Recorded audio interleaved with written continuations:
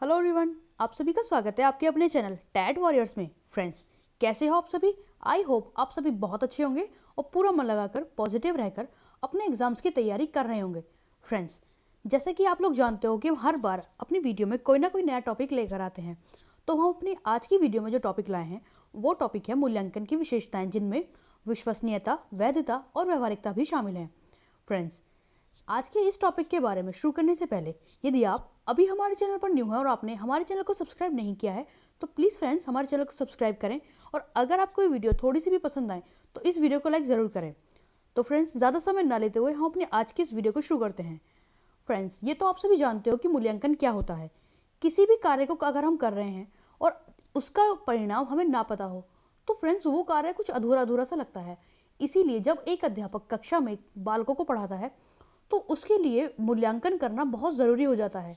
उस मूल्यांकन के द्वारा फ्रेंड्स वो बच्चों की जो प्रगति है उसको पूरे अच्छी तरह से जांचने का प्रयत्न करता है, और साथ के साथ वो यह भी प्रयत्न करता है कि एक अध्यापक खुद को भी मूल्यांकित कर सके, यानी वो ये भी जान सके कि कहीं उसके द्वारा तो बच्चों को समझाने में कोई त्रुटि नहीं हो रही है।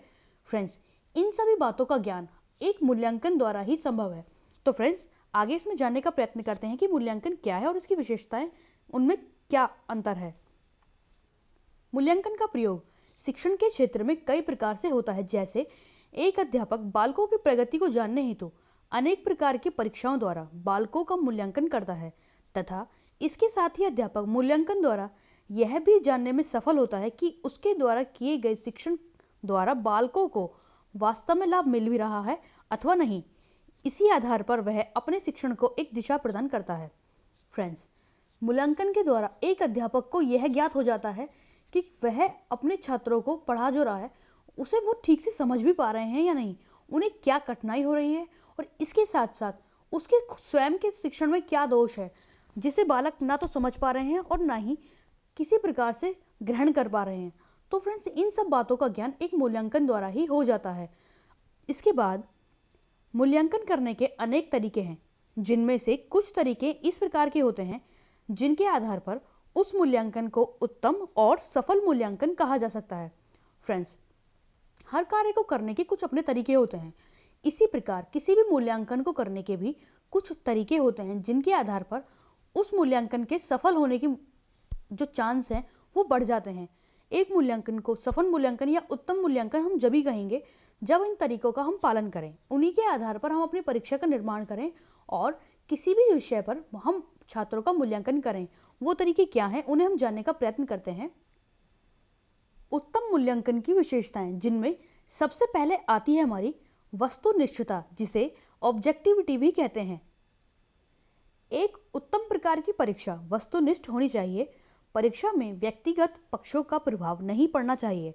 निबंधात्मक परीक्षा का दोष यह होता है कि जितने परीक्षक उत्तर पुस्तिका को देखते हैं उतने ही परिवर्तन अंकों में देखने को मिलता है। फ्रेंड्स, वस्तुनिष्ठता से तात्पर्य होता है कि यदि एक बालक की उत्तर पुस्तिका की जांच हो और एक अध्यापक ने जो परिणाम निकाल दिया है वही परिणाम चाहे उसे कितने ही अध्यापक क्यों ना चेक कर लें, उसका परिणाम कभी भी परिवर्तित ना हो।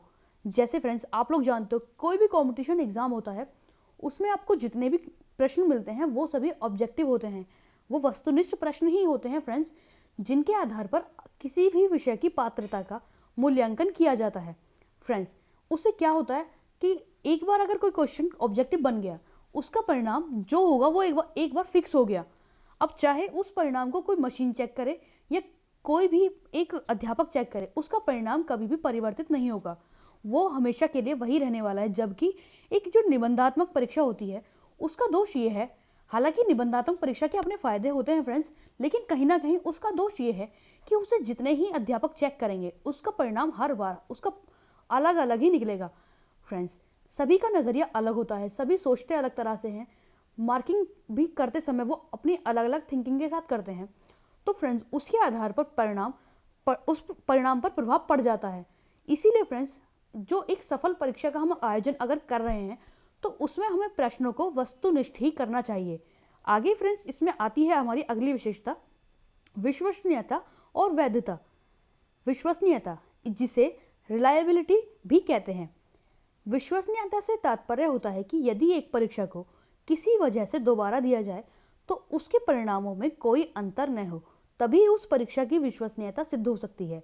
फ्रेंड्स, विश्वसनीयता से तात्पर्य यही होता है कि एक परीक्षा जिसका आयोजन कराया गया है और उसके परिणामों को जब किसी के द्वारा जांचा गया तो उसमें कोई परिवर्तन ना हो। जैसे फ्रेंड्स, यदि कोई परीक्षा वस्तुनिष्ठ रूप से ली गई है तो उसे हम अनिश्चित तौर पर आराम से उसे वस्तुनिष्ठ परीक्षा को विश्वसनीयता परीक्षा हम कह सकते हैं, क्योंकि फ्रेंड्स उसमें जो प्रश्नों का परिणाम आया है वो सदैव समान रहने वाला है, वो कभी भी बदला नहीं जाएगा। हालांकि फ्रेंड्स ऐसा हो जाता है कभी कभी बहुत सी परीक्षाओं में अपवाद तो हर चीज के फ्रेंड्स मिल ही जाते हैं, लेकिन एक परीक्षा के विश्वसनीयता संबंधी पूरा होने के जो एक लक्षण है वो ये है कि यदि परीक्षा वस्तुनिष्ठ है तो वो पूरी तरह से विश्वसनीयता सिद्ध करती है अपनी। इसके बाद जो अगली विशेषता है हमारी वो है वैधता, जिसे वैलिडिटी भी कहते हैं। वैधता से तात्पर्य होता है कि जिस गुण के मापन के लिए की गई है परीक्षा उसका मापन किया जा सके। यह गुण किसी भी परीक्षा के लिए अत्यंत आवश्यक है। फ्रेंड्स, वैधता से मीन हो गया कि मान लीजिए कि अगर हम किसी परीक्षा का मापन कर रहे हैं, किसी गुण का मापन करना चाह रहे हैं, तो वो गुण ही अगर परीक्षा के द्वारा हम ना प्राप्त कर सके, उसका परिणाम ना ही जान सकें, तो उस परीक्षा का कोई अर्थ नहीं रह जाता। जैसे फ्रेंड्स, कोई भी टेट परीक्षा होती है तो उस परीक्षा के द्वारा यह जानने का प्रयत्न किया जाता है कि वो अध्यापक सभी बालकों को पढ़ा पाएगा या नहीं, उनको विभिन्न विषयों का ज्ञान दे पाएगा या नहीं। अगर उस परीक्षा के द्वारा इन सभी बातों का ज्ञान ही ना हो पाए तो फ्रेंड्स क्या अर्थ रह जाता है उस परीक्षा का। इसीलिए फ्रेंड्स एक परीक्षा ऐसी होनी चाहिए जिसके द्वारा हम उस गुण का हम जांच कर सकें जो हमें जानना है। तो इसी प्रकार अगली जो विशेषता आती है फ्रेंड्स वो आती है हमारी व्यवहारिकता। व्यवहारिकता से तात्पर्य होता है, जिसे यूजेबिलिटी भी कहते हैं, कि किसी परीक्षा के लिए जितने समय का निर्धारण किया गया है उसे देने वाले के साथ साथ उसे बनाने वाला भी उतने ही समय में पूर्ण कर सके, अन्यथा उस परीक्षा की व्यवहारिकता समाप्त हो जाती है। फ्रेंड्स, व्यवहारिकता को अगर हम सरल शब्दों में समझें तो मान लीजिए किसी टेट परीक्षा में कोई गणित का प्रश्न है और वो प्रश्न अगर फ्रेंड्स हम नॉर्मली परीक्षा को देखें तो 150 मिनट की हमारी परीक्षा होती है और 150 ही उसमें क्वेश्चन होते हैं, तो प्रत्येक प्रश्न को 1 मिनट हमें देनी अनिवार्य होती है। तो उस 1 मिनट में वो सवाल हमारा सॉल्व हो जाना चाहिए। इसी प्रकार यदि गणित में या किसी भी अन्य सब्जेक्ट में कोई ऐसा क्वेश्चन हमें दे दिया गया जो 1 मिनट में सॉल्व नहीं हो सके, तो फ्रेंड्स कहीं ना कहीं उस परीक्षा की व्यवहारिकता पे सवाल खड़ा हो जाता है।